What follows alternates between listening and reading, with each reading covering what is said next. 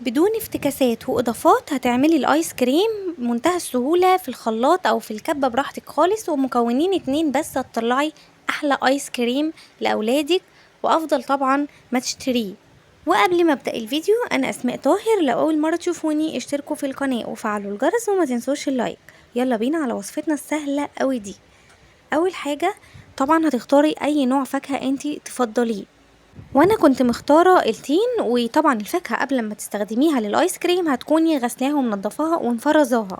زي ما شايفين انا بقطعها وهي متلجه كده وهشتغل بيها على طول. نيجي انا اشتغلت في الكبه، انت ممكن تشتغلي في الخلاط عادي خالص.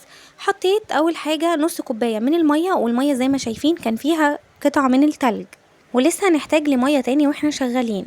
وحطيت كمان الكريم شانتيه، كوبايه الا ربع من الكريم شانتيه، عليهم معلقتين من السكر ممسوحين مش مليانين قوي، معلقتين كبار مش صغيرين. وبعدين هنبتدي نضرب بالكبة بالشكل ده.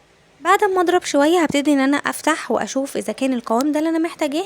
ده كان تقيل فانا احتاجت احط شوية مية كمان، فزودت كمان ربع كوباية من المية، وهضرب تاني وهشوف اذا كنت محتاجة مية تاني. هنا برضو لسه القوام تقيل عندي فانا محتاجة لمية كمان.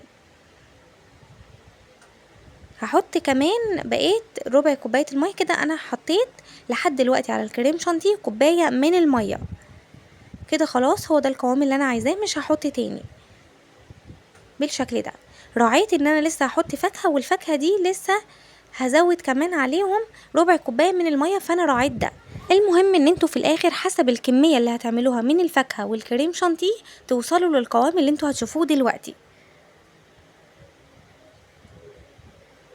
بالظبط كده. هو ده القوام اللي احنا محتاجينه. طبعا في انواع فاكهه بتكون بتنزل ميه كتيره، فده انت هتظبطيه بقى في ميتك في الكريم شانتيه، وفي كل ده انت هتحسيه وانت كده بتعملي الايس كريم بتاعك. هنبتدي نحط في القوالب بتاعه الايس كريم بتاعتنا بالشكل اللي انتوا شايفينه ده، وبنضغط بالمعلقه كده علشان اي هوا جوه او فراغات تختفي معانا بالشكل ده. كمان ما ننساش ان احنا نخبطها خبطتين كده بعد ما نحط الايس كريم جوه القوالب بتاعتنا. وبس كده، منتهى البساطة والسهولة. هنا كنت واخدة كام معلقة كده من الكريم شانتيه، وحطيت عليهم كان عندي شوية من المانجا. الولاد ما كانوش كلوها في طبق، فحطيتهم ضربتهم برضو وحطيتهم بالشكل ده، وزودت عليهم بس لون علشان اللون يتعزز مش اكتر من كده. كمان حطيت في علبة من الايس كريم التين اللي انا عملته، طعمه حلو جدا على فكرة، هيعجبكم قوي. وهنا بالشكل ده حطيت في جميع القوالب. طبعا الولاد مضيعين الحاجات بتاعه الايس كريم فانا اتصرفت.